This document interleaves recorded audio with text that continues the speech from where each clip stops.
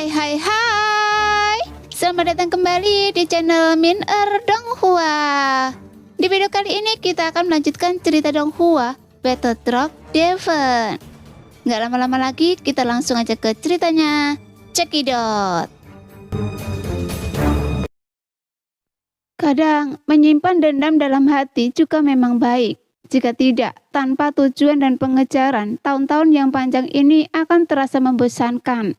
Meskipun Hun Tiandi berusaha menyembunyikan perasaannya yang sebenarnya, tapi dia juga sepenuhnya terbuka kepada Xiaoyan.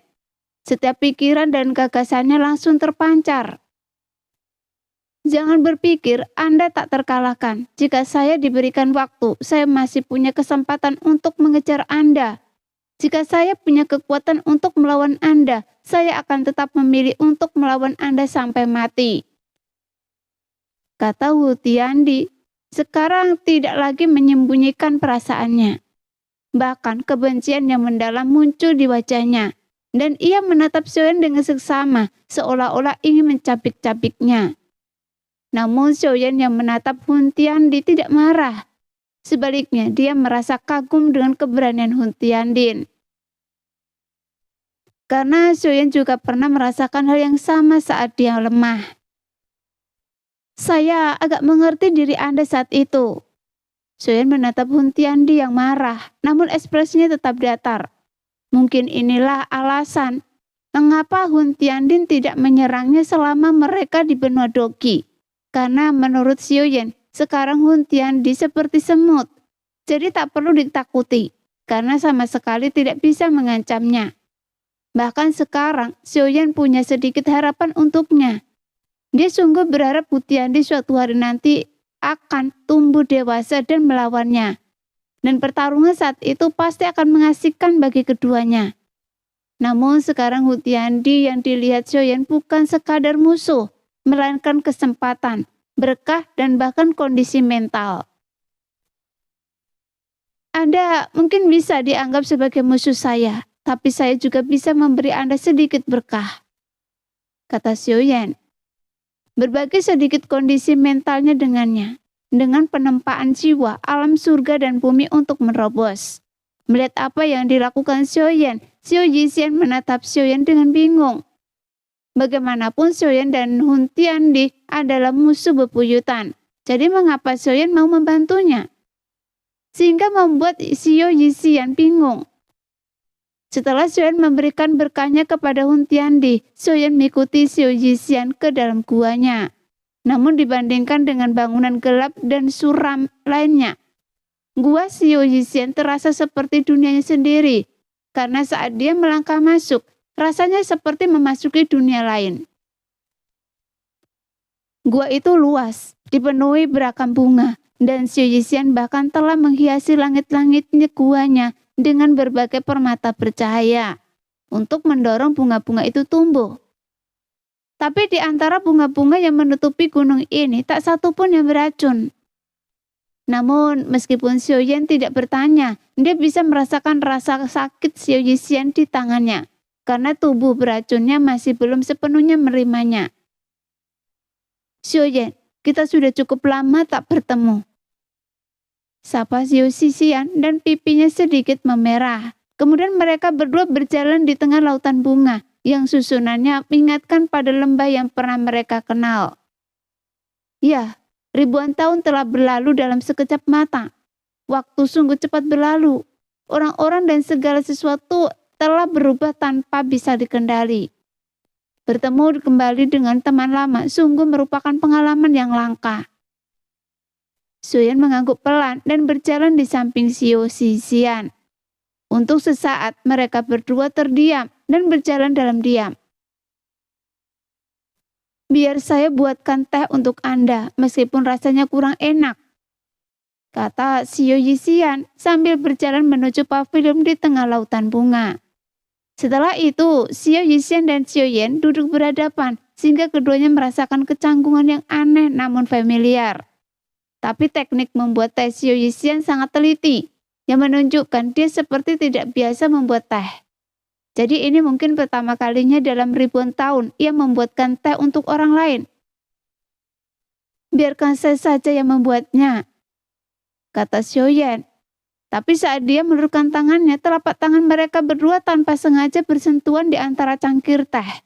Sehingga Xiao Yixian tanpa sadar menarik tangannya, dan pipinya memerah. Melihat ekspresi malu Xiao Yixian, Xiaoyan terbatuk ringan, sedikit meredakan kecanggungan. Apa yang kalian berdua sedang lakukan?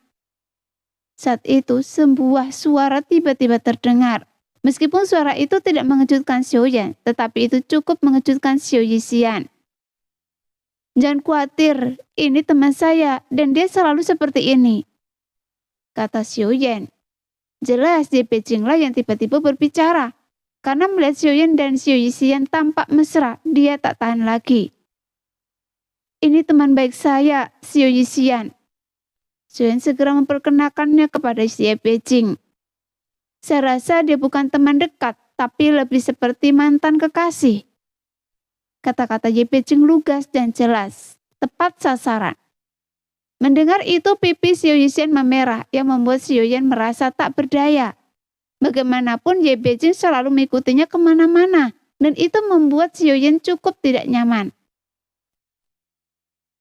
Sudah cukup, kami butuh ruang untuk berbicara, kata Xiaoyan sambil sedikit mengernyit, sehingga Ye Beijing cemberut, menggebungkan pipinya lalu menghilang dalam sekejap. Ayo minum tehnya. Mengenai pembunuhan penguasa istana sebelumnya, apakah Anda menyaksikannya dengan mata kepala Anda sendiri? Tanya Xiaoyan. Xiao Yixian terdiam, kemudian sekilas ingatan melintas di matanya, lalu dia mengangguk. Saya melihatnya dengan mata kepala saya sendiri. Penampilan sosok itu ramping dan penguasa istana langsung dilenyapkan oleh kekuatan api. Xiao Yixian membenarkan. Mendengar itu, Xiaoyan mengangguk sedikit.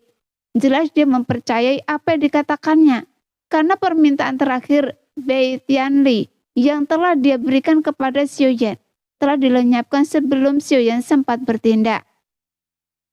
Apa rencana Anda sekarang? Istana 10.000 iblis tampaknya tidak damai. Xiaoyan berkata, tempat ini seperti dunia iblis, dipenuhi dengan energi jahat yang merajalela. Namun justru lingkungan inilah yang telah menghasilkan begitu banyak individu kuat. Meskipun sebagian besar jalur kultivasi mereka tidak ortodok, namun setiap orang memiliki pengalaman dan jalur kultivasi yang berbeda. Jadi tidak ada yang benar atau salah. Kekacauan di istana 10.000 iblis justru karena keteraturannya adalah aturannya.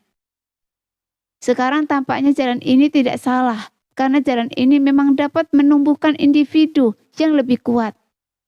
Namun begitu mereka menjadi benar-benar kuat, kebanyakan dari mereka menjadi tak terkendali. Oleh karena itu, setiap penguasa istana meminta mereka menumbuhkan 10.000 titik iblis untuk mengendalikan mereka. Xiao Yixian segera menjelaskan, sehingga Xiaoyan mengangguk setuju. Tetapi dia tidak memberikan saran apapun. Karena ini adalah istana 10.000 iblis sesuai namanya. Inilah konsepsi artistik yang dibutuhkan di sini. Jadi tidak perlu diubah. Mulai sekarang, Andalah yang akan memimpin istana 10.000 iblis. Sekarang mereka semua memiliki batasan penghancur jiwa. Siapapun tidak tahu patuh akan dibunuh. Saat Xiaoyan mengatakan ini, Xiao Yixian mengangguk, mengerti maksud Xiaoyan. Tetapi untuk mengendalikan istana 10.000 iblis yang luas bukanlah tugas yang mudah. Jadi tentu saja saya akan memberi Anda banyak manfaat. Sekarang Anda harus mengkonsumsi lebih banyak racun, meskipun jalur kultivasi racun tidak cocok untuk semua orang. Tapi jika Anda bisa menjadi kultivator racun yang kuat, Anda juga bisa mendominasi dunia.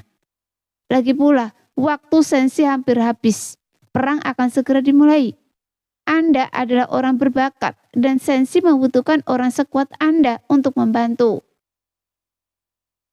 Jelas Xiaoyan tidak mencoba menipu Xiao Yixian, dan dia berbicara terus terang tentang situasi yang akan terjadi. Karena jika Xiao Yixian bisa tumbuh dewasa, ia pasti akan menjadi petarung yang tangguh. Mendengar itu, Xiao Yixian mendongak, matanya berbinar-binar dengan kecemerlangan yang sudah lama tak ia lihat. Baiklah, saya pasti akan menjadi lebih kuat, kata Xiao Yixian dengan penuh semangat. Bagaimanapun selama berada di istana 10.000 iblis, Xiao Yixian melewati hari-hari gelap yang tak terhitung jumlahnya. Meskipun selama dia di tempat ini tidak merasakan penderitaan, tapi dia juga tidak menemukan kebahagiaan. Jadi kedatangan Xiao Yan tak diragukan lagi, membawa secercah harapan dan arah bagi Xiao Yixian. Baiklah, saya percayakan masalah di sini pada Anda, dan saya akan membantu Anda untuk menemukan racun untuk berkultivasi. Jika terjadi sesuatu pada Anda bisa menghancurkan slip Gio ini. Bahkan jika saya tidak berada di alam dewa kuno, saya pasti akan tetap membantu Anda, kata Xiao Yan dengan serius.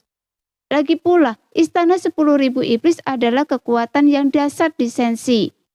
Dan pertempuran melawan Taisu membutuhkan kekuatan tak tergoyahkan dari seluruh Senshi. Karena perjuangan ini tidak dapat dibalikkan hanya oleh satu orang saja. Dan Xiao Yan mengetahui hal ini dengan sangat baik. Jadi Xiao Yan ingin mengendalikan kekuatan-kekuatan seperti ini sebisa mungkin, untuk memastikan mereka bisa bertarung bersama. Nah, demikianlah video kali ini. Terima kasih yang sudah menonton video Min Er sampai selesai ya. Sampai jumpa lagi di video selanjutnya. Bye-bye.